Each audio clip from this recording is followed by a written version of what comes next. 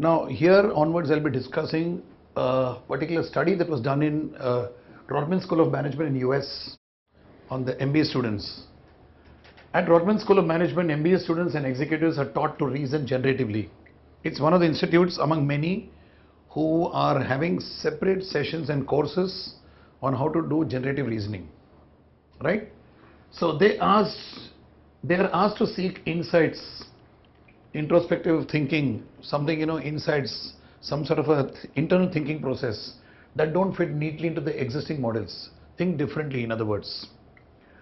They are coaxed to proceed from those insights to visualize new models and to prototype and redefine mental models, gathering additional data with each iteration.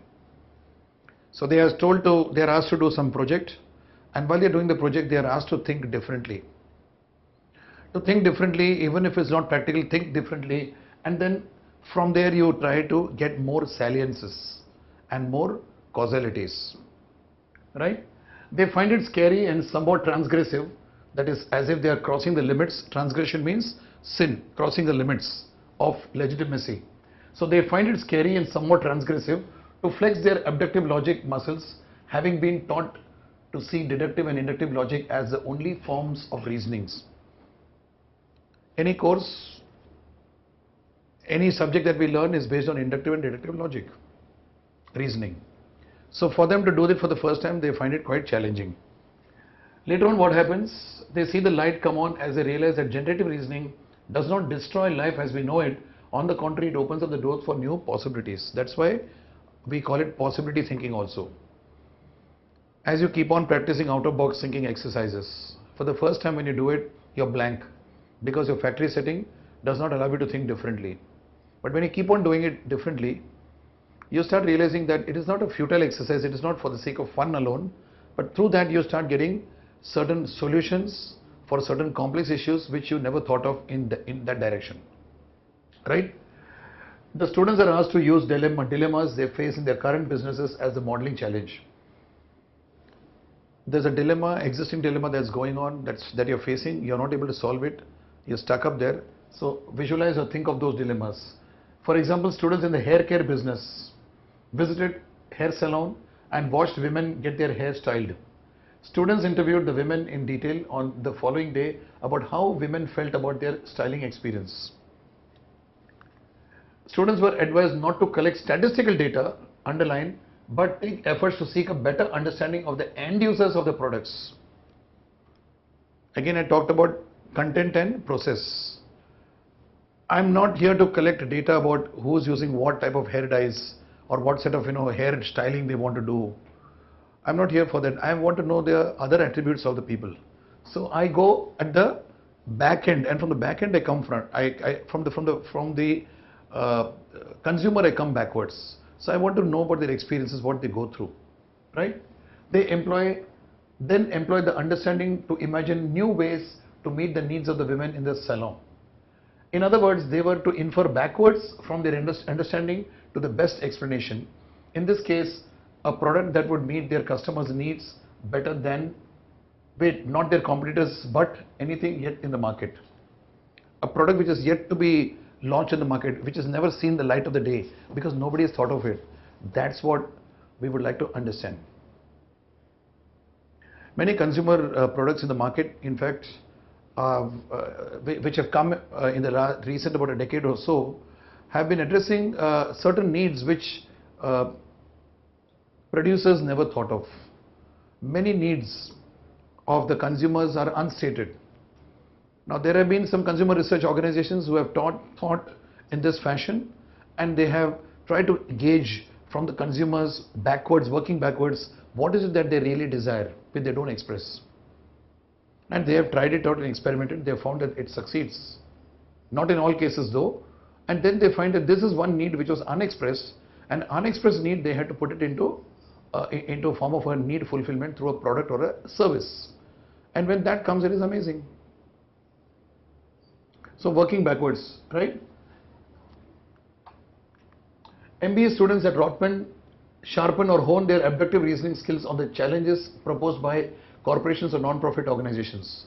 Students work through a series of exercises aimed at gaining a deeper understanding of the users of a particular product or a service. Next, they are asked to visualize new ways of serving those users and mentally work their way through a series of prototypes of the new product or the service. The consumers, in short. Initially, students as well as executives find their exercises quite unsettling. It's quite disturbing. They can't take it up. Okay? They share with ease certainties about the world and about the deductive and inductive logics that confirm their certainties. That's very easy for them to do. Taking a deductive logic and trying to see the falsity of the truth of something and building up something through an inductive logic and creating a statement. It makes them uneasy to deliberately seek data that unsettles their certainties. They found it quite challenging initially to get into abductive logic, right? However, as they gain practice with the mental exercises, they grow less defensive when faced with disconfirming data and with more eager to make something new of the novel and the different data that they are uncovered.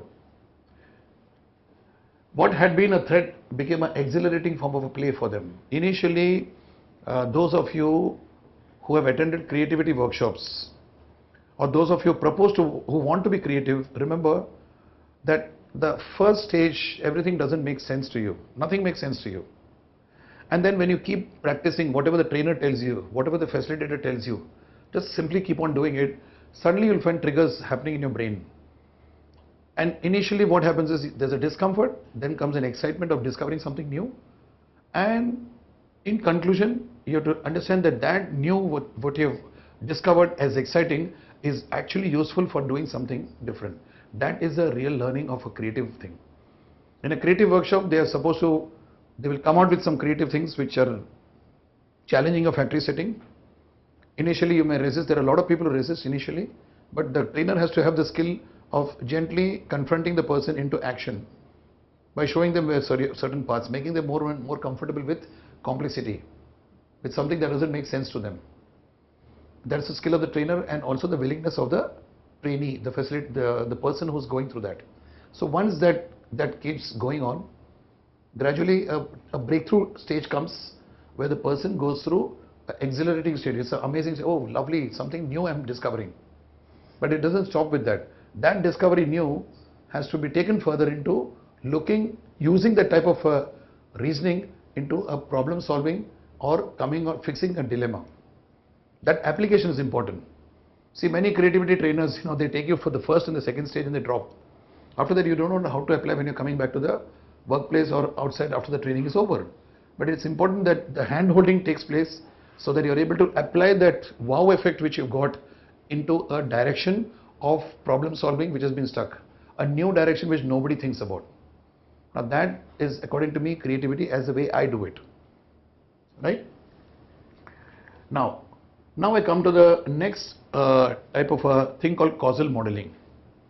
We spoke about generative reasoning. Now there's another terminology called causal modeling. Very interesting thing. So let me remind you, generative reasoning is about abductive logic. I come out of my inductive deductive thinking. That's the bottom line. Make a note of it. Causal modeling is what? Let's understand. After generative reasoning, the second tool available for integrative thinkers is causal modeling, also illustrated by Blecher. Sophisticated causal modeling is a crucial underpinning for causality and architecture, the middle two steps of the integrative thinking process. In causality step, what do? The thinker must consider non-linear and multi-directional causal links between salient variables.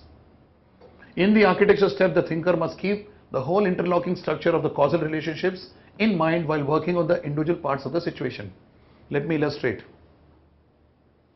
Let me take the first one. Sophisticated causal modeling. Sophisticated means what? Something that is very nice and refined, which is very refined, right? Sophisticated, we say in a posh person, sophisticated person, but we are talking about something that is refined, clear, right? Now, if I want to really get into modeling, causal modeling, which is sophisticated, I need to do it for the purpose of creating causality in architecture as the second and the third step. Let's say that we want to go for a vacation, salience, it's given in the book. We want to go for a vacation and I choose to go to, let us say, a hill station. So when I think about a hill station, a particular hill station has already been fixed by me and then the salience comes. All those things that are important to me at that point of time of thinking, salience. So I put down those points: travel, the place where I stay, the number of days I spend. These may be salient features. So let's say the place I go and the number of days I stay. The place I go and the number of days I stay. These are the two salient features. They give me a causality about looking for various alternatives of stay and choosing one. They also give me a causality about the number of days, chalking it out 10, 4, 10, 8, 7, 4, etc. So those are in the direction of the two salient features which I have frozen. Architecture will be bang on, take one or two, take one of the first and one of the second and put them into a particular format. Let's say I go from here to Lonavala, Mumbai to Lonavala as a hill station. It's no more a hill station anyway. So we go to Lonavala and then I freeze the causality at say 4 days. So Lonavala 4 days is given as an architecture. Then I actually go and do the resolution. Okay. Now all of us know at the resolution stage, I'll be going through experiences which I never expected. I'll go through some experiences which I expected because I had gone before, but I may come through new experiences which are not expected, which may be pleasant or not pleasant. Now, when we are talking about the crucial underpinning for causality in architecture, the middle two steps, and they must consider non-linear multi-directional causal links, let me explain. Going to Lonavala, fixed, one causality. Second one is number of days is 4 days. Now, when I'm going to Lonavala for 4 days, I will take certain assumptions saying that only 4 days, so I don't need too many clothes. I may think of, certain things, it may not rain there. Okay. Now, there are things on which will be based on my past experience, a linear correlation. Now, this linear correlation is the cause of surprises suddenly taking you by the storm, by sweeping the carpet off your feet. Now, Lonavala and 4 days has got a number of things that can happen in that format. I'll go to Lonavala. In that resort I'm expecting peace of mind because I've been there a number of times. But next to that, a new resort must have come. I do not know, and there are a lot of noisy people there. 4 days I'm planning, but I suddenly realized that Lonavala is very hot. It's warm, so 4 days is too much. This is something which I never thought of. So when I take salience 1 and salience 2, I'm just giving an example, and I combine those things. A few relations are already known to me from the past experience, but it's not that linear. There are many other things that can affect my journey there. I'm only discussing 2 saliences. There are a number of saliences we have. So essentially what we are saying is, in this case, the thinker must consider non-linear and multi-directional causal links between salient variables. Now this requires abductive thinking, the earlier one we talked about. In the architecture step, the thinker must keep the whole interlocking structure of the causal relationships in mind while working in the individual parts of the solution. I may have to carry some medicines as a result of my multidimensional thinking, causal links. I may have to take an umbrella with me, although it's a middle of winter, non-linear. So these possibilities I keep them. I may not carry an umbrella, or I may really not think of doing something on a multidimensional thing, but I have to keep them in mind that this could also happen. When I know that this could also happen, I know that this is something that needs to be kept in my awareness and horizon, right? With our factory setting that is biased towards shaping the fabric of our experiences into mental models, we always use models without any conscious efforts, says John Sterman, a professor at MIT Sloan School of Management. It's self-explanatory, easy to understand. Integrative thinkers differ from the rest of us in being more conscious about the tools they choose and use to model. 2 forms of causation are important to causal modeling. Now there are 2 parts to the causal modeling which I'll be explaining now. One is called as material causation, which is what we all do. What is causation? Causation means causation is a process by which a certain phenomenon is coming as an outcome because of some actions, cause and effect, right? In the first, which is called as material causation, which says under a certain set of conditions, X causes Y. Causation is what? Material causation means Y has been the material outcome of X happening. Since X has happened, Y is happening as a material outcome. Means it's coming out as a material outcome, right? And if you decrease, for example, if you decrease price, sales volume will increase. This is one of the things which some marketing people believe. Decrease the price, sales volume will increase. Now all of us know it doesn't always result in sales volume increase. Decrease the cost and increase the profits. Linear relationships, right? This is a typical material causation in which we all do, all work. Give your son less time for recreation and he will study well. Doesn't happen. Ensure that you are taking a day off on weekend so that you can take rest. Weekend off is equal to rest. Doesn't happen. So this material causation is something from where we live and we generalize. It happens in some cases, in maybe many cases, but not in all cases. Now, cleaning your table, for example, material causation. If you clean your table, you will be clear in what you want to do. Maybe 90% of the time, not always. So there are many things that are coming with a material causation statement, right? Now, the second form of causation we know is what is called the teleological causation. Teleological causation, quite a big name, which asks what is the purpose of Y, or why do we want Y to happen? This is what I explained in a different way earlier. By decreasing the cost, I can increase the profits, or by decreasing the price, I can increase the sales. I question, why do I want to increase sales? I question, why do I want to increase sales? Now that sounds like a stupid question for a person who's commercially thinking about the company all the time. He says, what ridiculous question you can ask? It's obvious, we are a profit organization, we need to increase sales. But then I'm asking a deeper question, why do I want to increase sales? So he may say, well, by increasing sales, our top line will improve and our bottom line will improve. We'll get net profits higher. Then I ask a question, why do you want net profits higher? Then he'll give a reason that if my net profits are higher, then the company will do well. I'll be able to give shareholders their dividends, etc., etc. It will go. Now for every effect, every endpoint is talking about, I question why the endpoint is required. In a teleological, there's a start point and an end point. There's a X and a Y. In the earlier time, in the material causation, we say X will lead to Y. In teleological causation, what are we saying? Why do I want Y?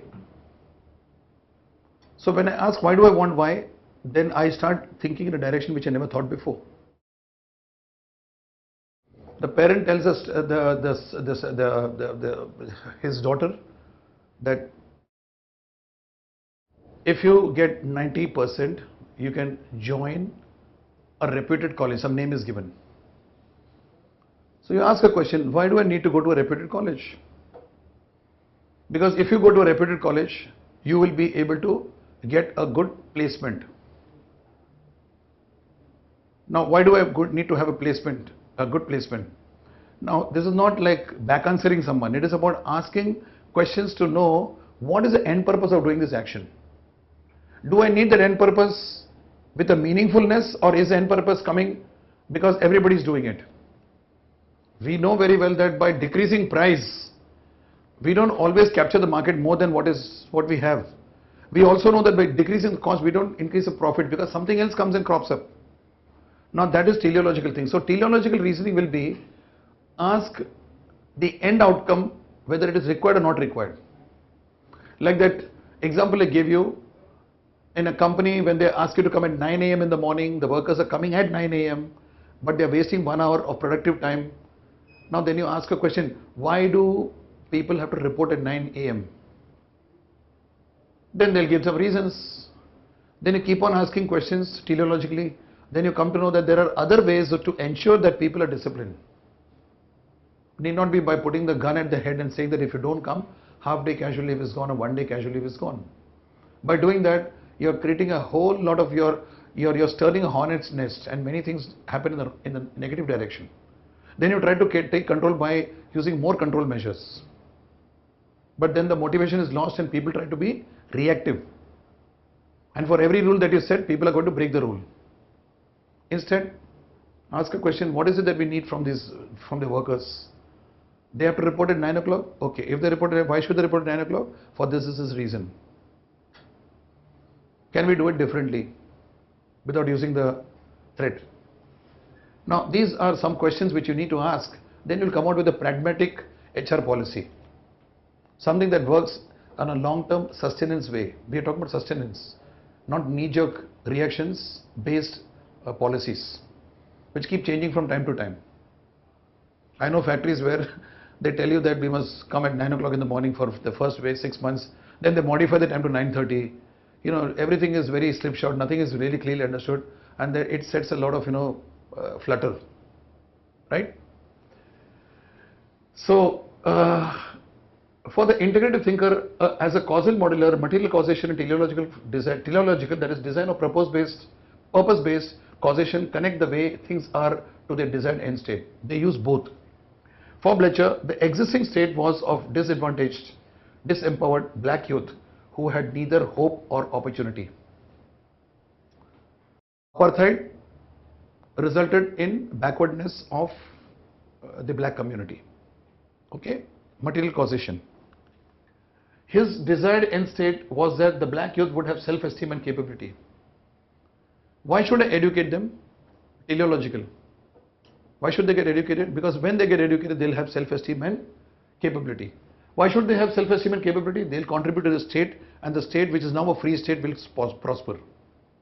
Now, that is how planning of the country, many major plans have to be done. Progressive countries do it this way, right? His task as an integrative thinker was to build a causal model to get from the current state to the desired end state. The material causation that he envisioned was to give the students the tools they needed to understand their world better and contribute to it. If I give you this is what you'll be doing, and they did it. The process has to build tremendous sense of ownership in the students and a sense of self-belief. This material causation requires a narrow and a specific set of conditions to be operative. The school is given as a construction, as a building. The classrooms are there, the kitchen, etc. are all there, and the students are supposed to be doing this. So X is leading to Y. The presence of X is leading to Y. Education is that enormously loving, enormously holistic, and really does give the students the opportunity to completely change the way they feel about themselves. Blecher's challenge as an integrative thinker, imagining what might be, was to visualize the causal relationships in enough depth and detail that his vision would hold up in the real world. When facing this challenge, a certain tools known as systems dynamics, now a third terminology I'm introducing, systems dynamics. Systems dynamics simply says that there is a system like the human body, the organization, it's got a number of parts. Every part is independently functioning on its own, but they are connected with each other so that the whole organization, the body, starts functioning efficiently. If any one organ or any one part of the organization of the body does not function properly, it affects the whole organization of the body. Systems approach. Let's explain from here. When facing this challenge, certain tools known as system dynamics can improve the causal modeling. Systems dynamics is a theory of mapping the activity of complex systems that J. Forrester of MIT developed. He brought the tool set from the engineering domain and applied it to the business world. We got the 7S system, wherein we have a system and there are 7 S's that are all connected in the world of management, right? Systems dynamics holds that the results of decisions are so often disappointing because we overlook important causal relationships.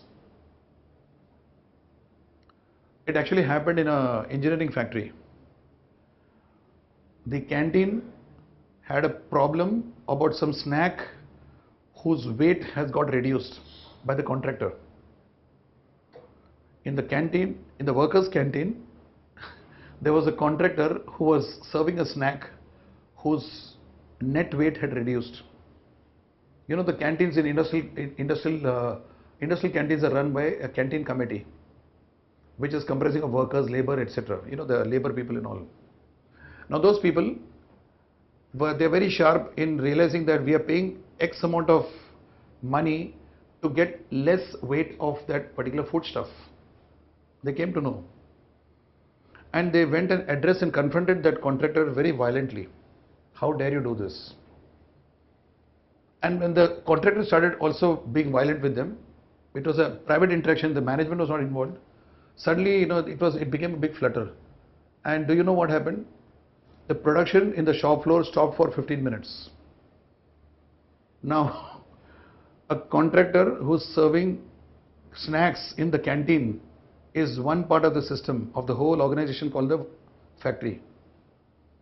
Now, would you ever imagine and expect that the weight of a snack which came down and the pricing was held constant, which the workers noticed and confirmed, could create a stoppage of production? But it happened. It's very interesting, very hilarious to notice that, but anything in an organization can affect anything else in the organization. A trivial thing in an organization can affect. An executive uttered a word to some worker or to an executive, another executive, and that word was taken by the second executive who heard it as something very, very offensive.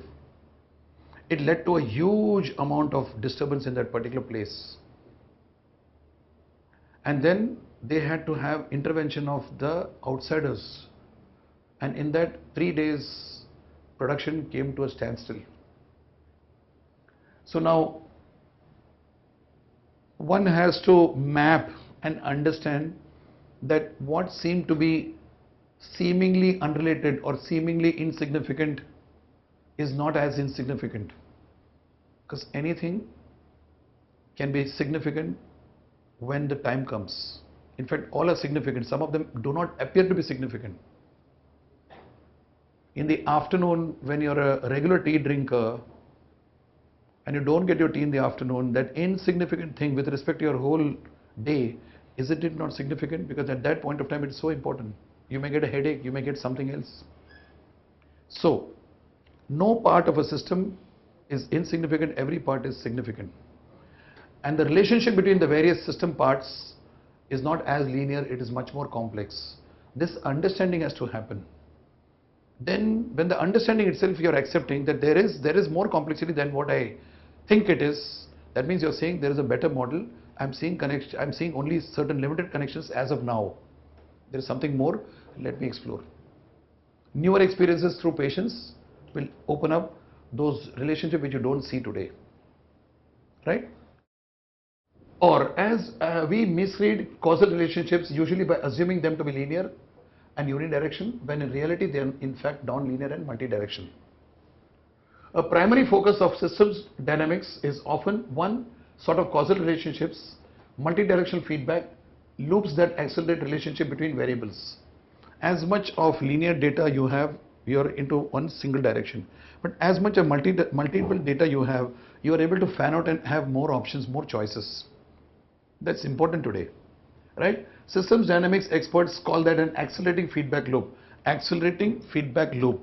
It accelerates, it makes things faster. In this case of the industrial canteen, if somebody had given a thought that this could happen, because our workers are very intelligent, they measured actually that particular food stuff, and they found there was a grammage discrepancy. They went to that extent. Now, if already somebody had made this as one of the possibilities that could go wrong, remote possibility, would they have averted that 15 minutes of production break or not? They would have. They would have given a very clear-cut thing that whenever you are making these food stuff, see that the measure is there, see that there is somebody who comes and validates it so that there is no problems. Now, these are things that appear trivial.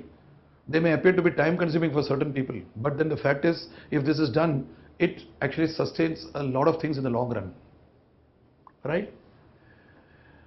A person could not model the dynamic accurately or intelligently without an ability to imagine non-linear multi-directional causal relationships. So if we really want to create a model which is going to work in the long run, I need to have multiple choices.